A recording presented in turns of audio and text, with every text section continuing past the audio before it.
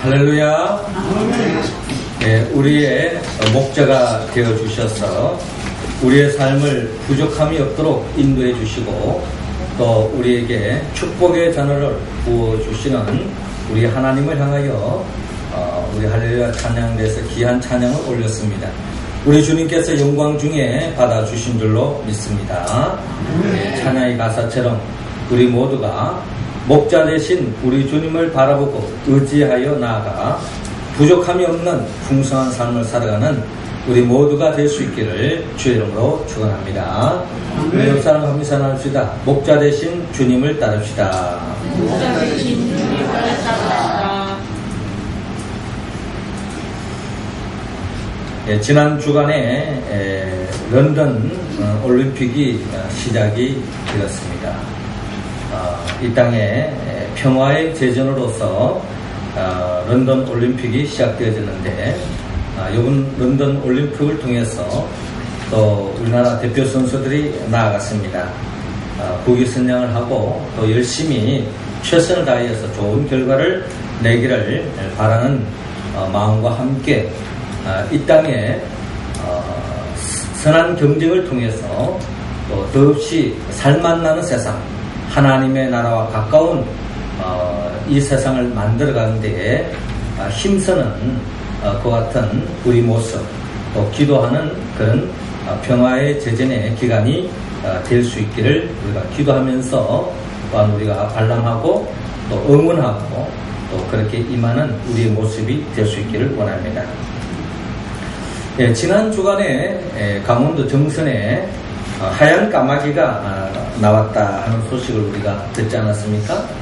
이것이 동네 사람들의 표현에 의하면 또 역사적으로 길조다 참 좋은 일이 일어날 것이다 하는 그런 상징적인 의미로서 우리 민족 정서 속에 생각해 왔습니다.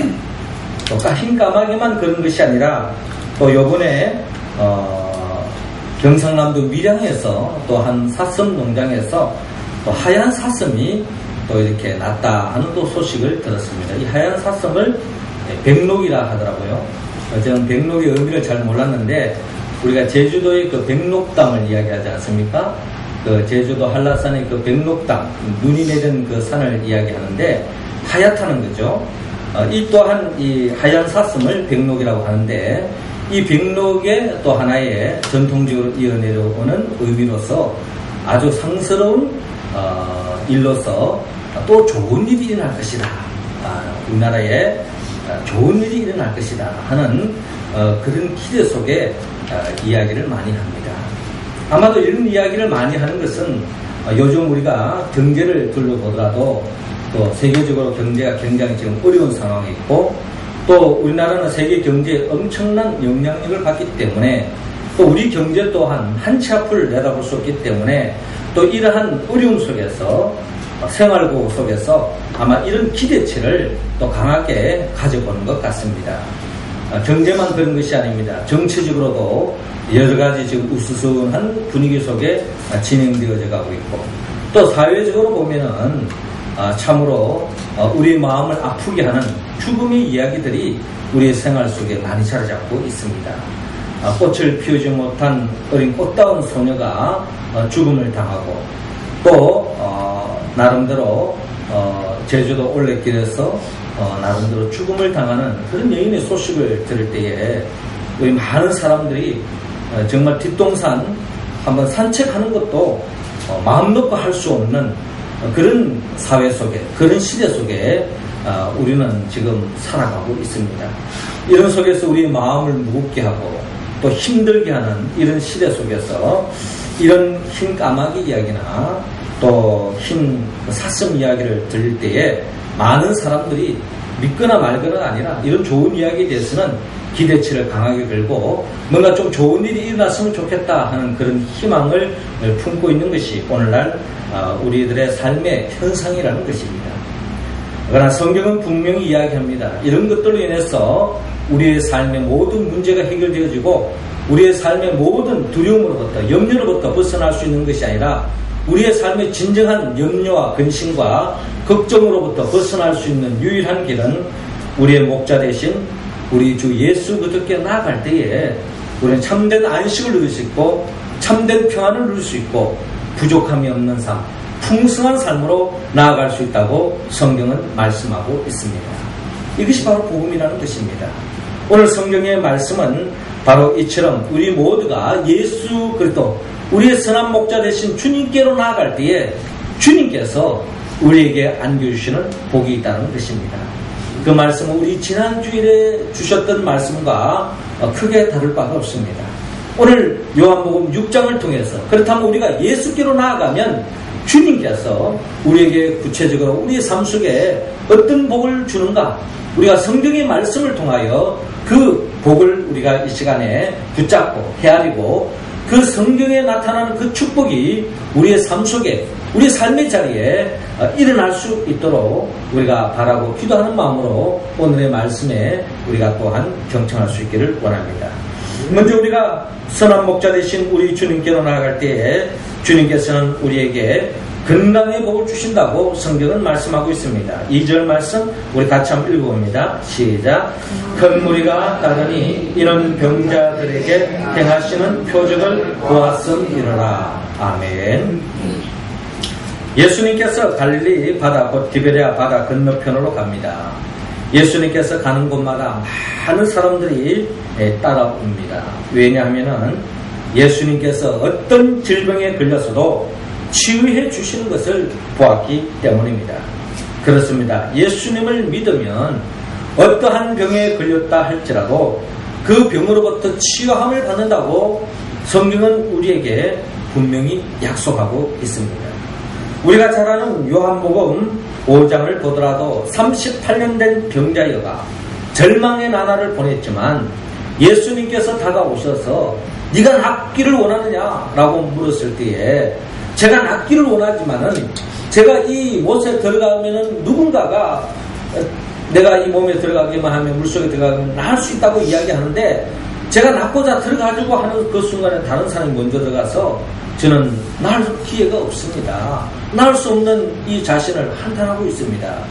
궁극적으로 낫기를 원하지만 나을 수 없는 절망에 빠져있는 이 사람을 향해서 예수님께서 내 자리를 들고 일어나 걸어가라라고 명령했을 때 주의 말씀에 그대로 순종할 때에 믿음으로 치유함을 받고 38년 된 병자가 그 자리에서 일어나는 놀라운 역사를 성경은 우리에게 들려주고 있습니다. 또한 요한복음 9장을 보더라도 날 때부터 소경된 자가 있었습니다. 한치 앞을 내다볼 수 없는 절망의 나날을 보냈던 이 사람 또한 주님을 만나므로 주님께서 그 사람을 긍휼히 이기시고 땅에다 침을 뱉고 그 침을 이겨서 이 소경의 눈에다가 발라주시고 신라 못에 가서 씻으라고 말씀하지 않습니까? 그 말씀에 그대로 순종하며 나아갔더니 결국 눈이 떼어져서 광명의 세계가 열리는 것을 바라볼 수 있습니다. 이뿐만 아닙니다.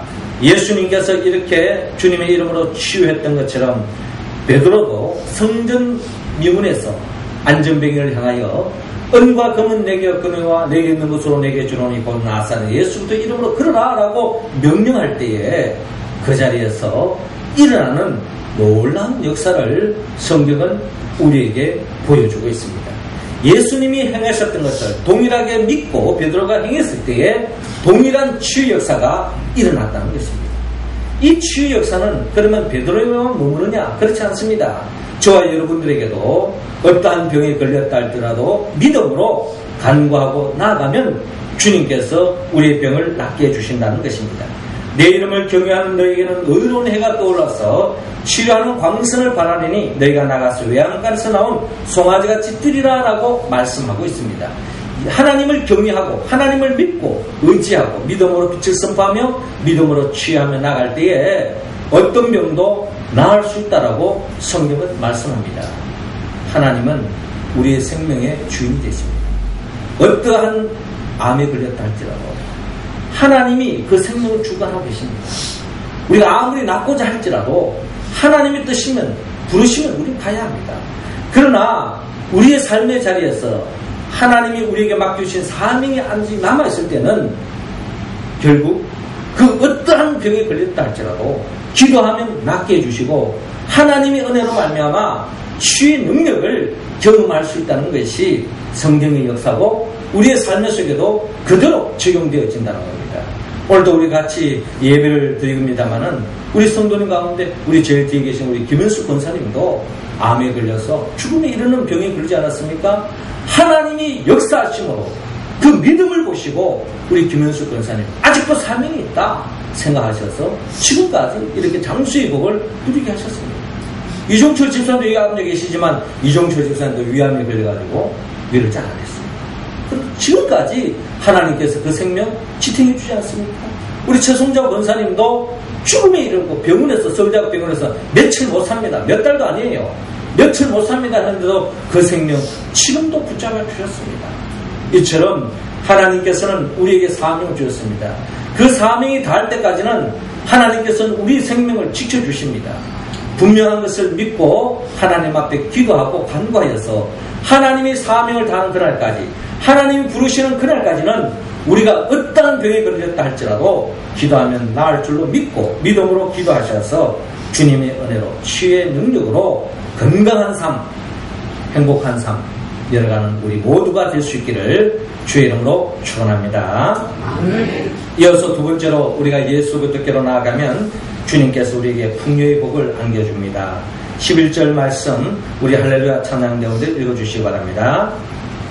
이 중에서 떡을 가져 축사하신 뒤에 앉아있는 자들에게 나눠주시고 물고기도 그렇게 그들의 원대로 주시니라. 아멘.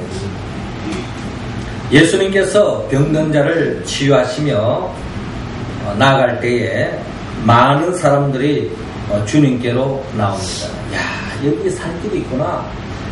여기에 먹을 게 있구나.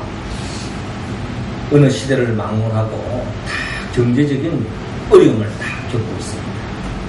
자, 이런 현실 속에서 많은 사람들이 죽기로 나와서 삶의 모든 문제를 해결하고 또한 주님께로 나가면 어떤 병도 나을 수 있다 하는 믿음을 가지고 주께로 나왔습니다. 천국 복음을 듣죠. 그렇지만 이제 마침 해가 져가면서 이 많은 사람들을 시장하고 배에서 개구리 소리가 났겠죠. 이런 현실을 바라보면서 예수님께서 영적인 충만만, 영적인 만족만 안겨주시는 것이 아니라 그들의 흙이진 배를 바라보시고 주님께서는 그들 배를 채워줘야 되겠다 하는 그런 마음을 가지고 특별히 예수님께서 빌립을 불렀습니다. 우리가 어디서 떡을 사서 이 사람으로 먹게 하겠느냐라고 묻습니다. 빌립이 어떤 대답을 할 것인가 예수님이 묻고 있는 것입니다. 빌립이 어떻게 말할까? 이 친구가 나를 주로 믿고 따라오고 있는데 이런 현실 속에서, 이런 상황 속에서 어떤 믿음의 말을 하는가 예수님이 듣고 싶었던 것입니다. 우리도 믿음의 여정을 가는 가운데 이런 질문을 하나님 할 때가 많습니다. 이런 상황에서 어떻게 하겠느냐? 믿음의 사람의 이야기와 믿음이 없는 사람들이 현실을 바라보는 상황은 천지로 차가집니다. 그때 빌립은 이렇게 말합니다. 각 사람으로 조금씩 받게 할지라도 200데나리온의 떡이 부족하리다. 200데나리온이라고 하는 많은 돈을 있어서 떡을 산다 할지라도 이 많은 사람들을 배불리 먹게 하기에는 너무나도 부족할 것입니다 라고 이야기합니다. 여러분, 예수님이 사업한 사람이 아니잖아요. 병을 고쳐주면서 돈을 받으면서 병 고쳐주는 분이 아니잖아요. 아마 그렇게 했더라면 200데나리온이 아니라 2000데나리온을 써서라도 아마 주님께서는 어떻게 양식을 구해서라도 아마 먹였을 것입니다. 예수님은 제자들에게 늘 하는 말씀처럼 빈손으로 가는 거예요. 빈손으로 하나님 나라를 열어가는 겁니다. 지팡이 하나 들고 나가는 거예요. 그런 속에서 예수님도 달랐겠습니까? 예수님은 호주머니에 돈 많이 차고 하나님 나라를 열어가지 않았습니다. 예수님 또한 제자들에게 말씀하신 것처럼 빈손 들고 하나님 나라를 열어갑니다. 자, 200데나리온이 없을 뿐만 아니라 있다 할지라도 그 많은 돈을 들어서라도 떡을 사기에는 너무나도 한계가 있는 것이 오늘의 이 현실입니다. 이러한 현실 속에서 200데나리온 떡이라도 부족합니다. 한마디로 뭡니까? 불가능합니다. 우리가 무슨 능력으로, 무슨 근거로 이들에게 먹을 것을 줄 수가 있겠습니까? 우리 풀칠하기도 힘든데 이런 이야기 아니겠습니까? 이때에 시몬 베드로의 형제 안드레가 예수님께 여기 한 아이가 있어 보리떡 5개와 물고기 2마리를 가졌나이다 라고 보고를 하는 것입니다. 안드레가 이 어느 한 소년이 마침 그 소년이 시장하면 먹을 수 있는 도시락에 할 수 있는 보리떡 5개 물고기 2마리를 가지고 있었는데 주님을 사랑하는 마음으로 이것을 주님 앞에 내놓는 것입니다.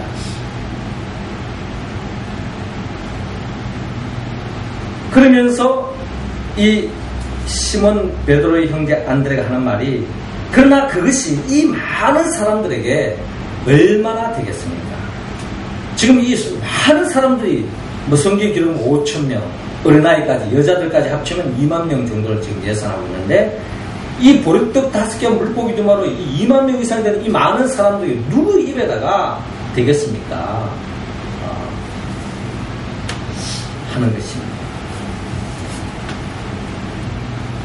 이것으로는 많은 사람들에게 나누기에는 너무나도 부족하다는 것입니다. 그때에 예수님께서 이 사람들로 함께하라 라고 말씀하십니다. 그리고 예수님께서 가지고 난 뒤에 하늘을 우러러 축사를 하십니다.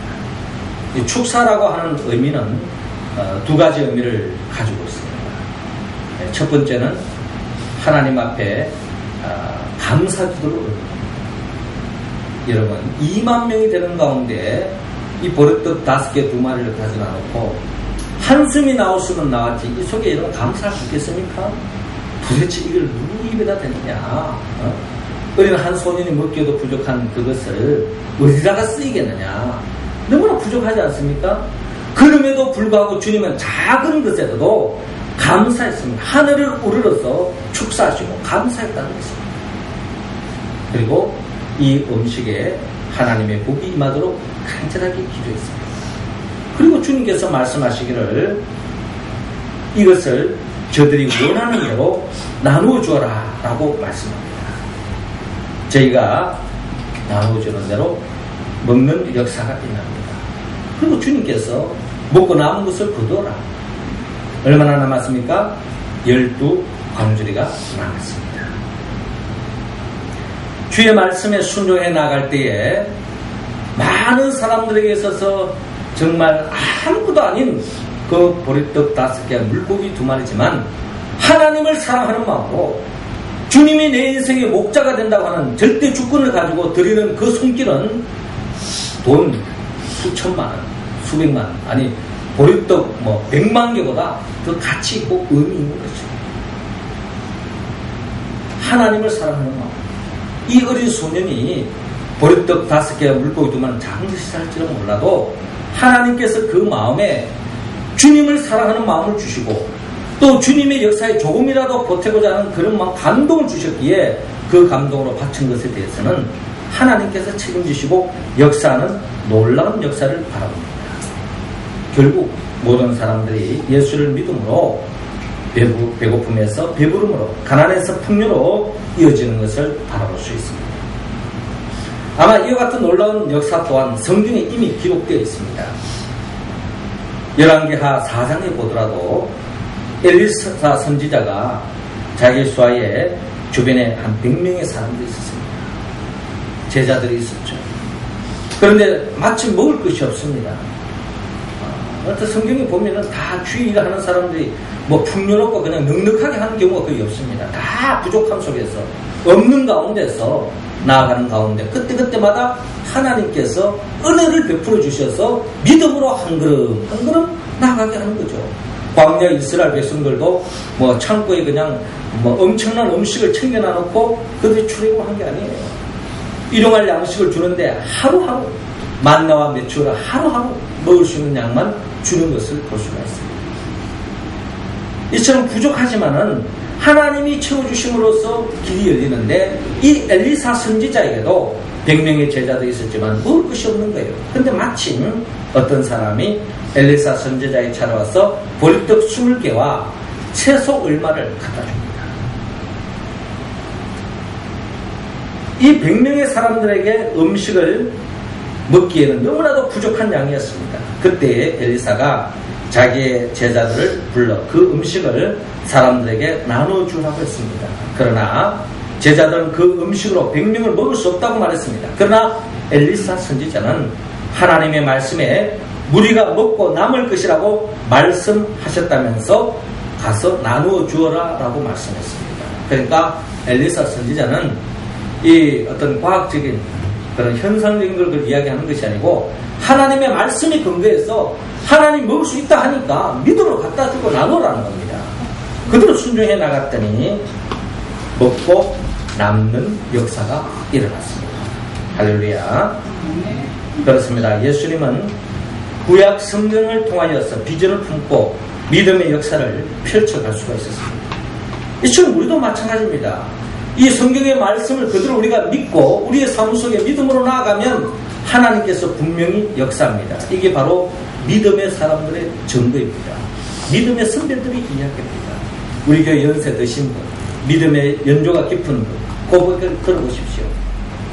무슨 부모로부터 재산이 많이 받았어, 내가 돈을 많이 벌었어, 그런 것이 아니라 하나님의 은혜 속에, 은총 속에 오늘날 삶이 지탱했다 하는 그런 고백들이 믿음이 있는 사람, 신앙의 연조가 깊은 사람들의 공통적인 고백 아니겠습니까?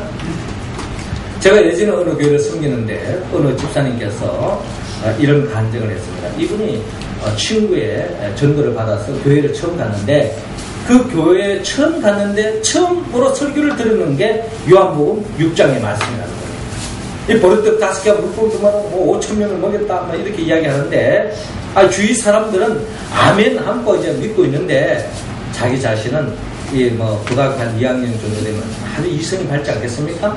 이 무슨 이런 황당한 이야기를 하느냐, 교회 한번 다녀보려고 했는데 낙심되어서 그 순간에 교회를 접었다고 합니다. 교회 나가지 않았다 그래요. 그러고 난 뒤에 오랫동안 그의 삶을 살았는데 참 많은 오랜 삶 속에 18년 동안이나 교회를 가지 않았는데 그 삶의 여정이 너무나도 힘겹고 너무나도 힘든 나날을 보냈다고 합니다. 또 마침 또 아는 분의 권유에 의해서 18년 만에 이 교회를 가게 됐습니다. 교회에서 그 교회에 이제 나름대로 지치고 나름대로 자기 생각대로 살아본 결과 너무나도 한계를 느낀 나머지 그래도 예수를 믿어보자, 다들 믿으면서 행복하게 산다 하니까 나도 한번 교회 나가보자 하고 이제 등록해서 신앙생활을 했는데 마침 이제 목사님이 신방을 오게 되었습니다. 신방을 오셔서 목사님이 그 가정에 축복의 말씀을 하면서 마침 증거한 말씀이 요한복음 6장의 말씀이었습니다. 그런데 놀라운 것은 자신이 18년 전에 그 성경의 말씀을 똑같이 들었는데 그때는 절대로 믿기지 않았는데 그의 삶에 오랜 삶의 여정을 보내면서 참으로 궁핍한 삶, 어려운 삶, 역경의 삶, 고달픈 삶을 살아본 결과 그 말씀이 아멘으로 믿어지게 하는 것입니다.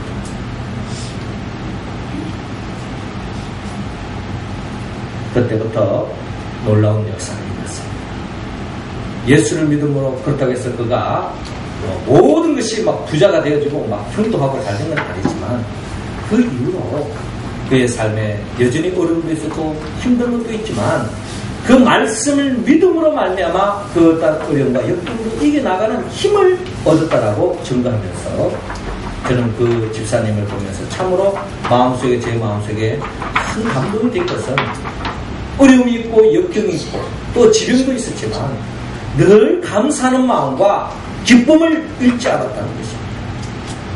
그것이 바로 보리떡 5개와 물고기 2마리로 인한 믿음으로 인한 그의 삶이 더없이 풍성해졌다. 여러분 돈이 많다고 풍성해지는 거 아닌가? 며칠 전에 뉴스를 보니까 로또 복권에 당첨돼가 22억을 받았다. 우리가 그 정도 있으면은 글쎄 요즘 22억 큰 돈이라 할 수도 있고 아닐 수도 있는데 쓰기 나름이겠죠. 그분은 나름대로 돈을 더 불리고 싶은 말 사업을 했는데 결국에는 다 말아먹고 빚만 더 졌어요. 결국 더 이상 지탱할 수가 없어서 가정도 다 파괴되어지고 결국 공중목욕탕에서 목매달려서 자살했다고 하는 그런 소식을 들었을 때에 우리는 물질의 한순간에 많이 생겼다고 우리가 풍요한 삶으로 나아가는 것이 아니라는 것입니다. 보리떡 5개와 물고기 2마리로 5,000명을 먹이신 것도 기적이지만 그 사실을 믿는 것 또한 저는 더 큰 기적이라고 생각합니다. 믿어지는 것은 내가 노력으로 믿어지는 것이 아닙니다. 하나님의 은혜가 있어야지 믿어지는 것입니다. 그런 차원에서 여러분들이 지금 이 자리에 예수를 믿고 믿는 것은 여러분들의 인생의 제일 큰 기적의 사건입니다. 기적은 있습니다. 예수님을 믿음으로 큰 기적을 일으키고 풍요한 삶으로 나아갈 수 있기를 바랍니다. 우리가 주님의 이름으로 보리떡 5개와 물고기 2마리를 바치는 그 어린 심정으로 주의 나라와 그의 의를 위해서 우리가 바칠 때에 세상적인 관점에 보면 이게 뭐 어디에서 이게 되냐 라고 싶을지 모르지만 그때 하나님이 역사하시고 우리의 삶을 풍요롭게 합니다. 보리떡 5개와 물고기 2마리를 바치는 그 손은 드림으로 자기는 배고플 수 있잖아요. 그런데 자기 흙이진 배를 치고 모든 사람들이 배부르는 역사, 이게 바로 기독교 역사요 교회 역사입니다. 우리 교회 공동체가 뭐 큰 재물이 있습니까? 부자가 있습니까? 이런 주님을 사랑하는 마음으로 주님께 바치는 그런 손길이 이래서 교회가 지탱되어지고 교회가 운영되어지고 한날 확장되어지고 있습니다. 우리도 이 역사에 참여하여서 매일매일 삶 속에 부족함이 없는 풍성한 삶을 열어가는 여러분들의 삶, 여러분들의 가정, 우리 교회 공동체가 될 수 있기를 주의 이름으로 축원합니다. 마지막 세 번째로 우리가 주님께로 나아가면 예수 안에서 평안을 누릴 수 있다라고 말씀합니다. 자, 20절 말씀 우리 같이 한번 들었습니다. 시작. 이르시되 내니 두려워하지 말라 하신대. 아멘. 예수님께서 오병이의 기적을 일으킬 때 많은 사람들이 예수님을 임금으로 삼으려고 합니다. 예수님을 임금으로 삼으려고 해요. 어딜 가나 그 나라의 통치자가 경제적인 문제를 해결해 줄 때에 이게 모든 사람들이 행복해합니다.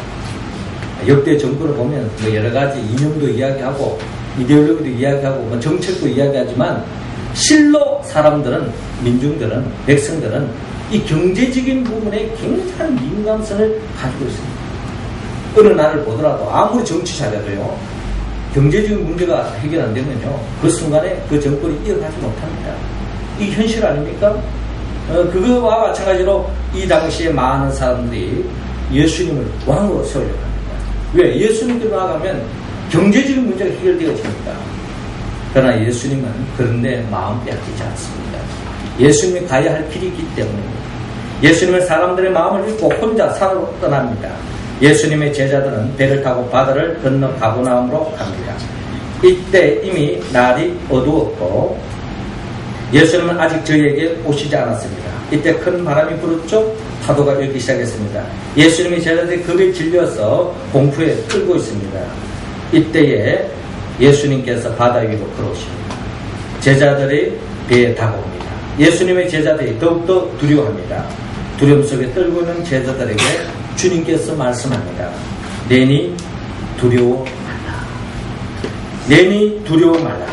예수님의 제자들은 기쁨으로 예수님을 영접함으로 목적지로 나아갑니다. 그렇습니다. 예수님을 믿고 모시고 나아갈 때에 어떤 두려움도 사라지고 평안을 누릴 수 있습니다. 자식이 두려워 떨고 있을 때 아버지도 두려워하지 마라 한다 할지라도 아버지가 더 대단한 능력자, 대단한 무시무시한 자가 다가올 때는 뭐 아버지도 필요 없습니다. 두려워 빠질 수밖에 없습니다. 그러나 천지 만물을 창조하신 전능의 우리 주님께서 두려워하지 마라, 두려워하지 마라, 내니 두려워하지 마라 라고 말씀하실 때는 주님께서 우리의 삶의 모든 것을 책임져 주신다는 것을 여러분들은 믿으시기 바랍니다. 여러분, 우리의 삶은 한 치 앞을 내다볼 수 없습니다. 누가 우리의 삶을 보장할 수 있겠습니까? 올레길을 돌다가 그 생명이 다하고 학교 가는 등굣길에 무시무시한 일이 일어나는 오늘날 이 현실. 미국에서 영화관에서 어느 한 의대생이 총기 난사돼서 수십 명의 사람이 죽어가지 않았습니까? 이런 사건이 뭐 미국에만 있어라는 보장이 있습니까? 우리의 삶은 한치 앞을 내다볼 수 없습니다. 언제 어느 순간에 어떤 일이 일어날지 아무도 모릅니다. 어제 제 마음속에 너무나 낙심된 것은 이 박태환 선수가 자기 그 주종목이 400m를 대응해 나가는데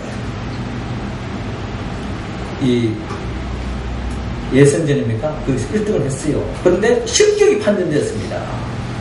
이 박태환 선수에 대한 기대가 우리 크잖아요. 또 우리나라 선수가 이 수영에서 이런 데서 이 금메달을 따는 건 이건 굉장히 놀라운 역사입니다. 저는 동양 사람은 불가능이라고 늘 생각했는데 이번에 그 금메달도 중국 사람이 땄더라고요. 요즘 보면 우리 동양 사람들이 이 동양의 시대가 왔다, 아시아 시대가 왔다 하는 그런 생각을 가지고 보는데 어찌되었든 그렇게 열심히 하는 가운데 타락됐습니다. 여러분 오늘 어디 신문기사를 보니까 박태환 선수가 그때 막 자기 방에 가서 엉엉 울었다고. 그런데 또 항의를 하고 또 조정이 돼가지고 다시 결승전에 올라가게 돼가지고 뭐 오늘 새벽에 은메달을 땄다고 합니다. 한순간이에요. 불과 몇 시간 속에 박태환 선수 천당 갔다 지옥 갔다 했겠죠? 이게 박태환 선수만 있는 것이 아니라 우리의 삶의 여정 속에 다가오는 이야기입니다.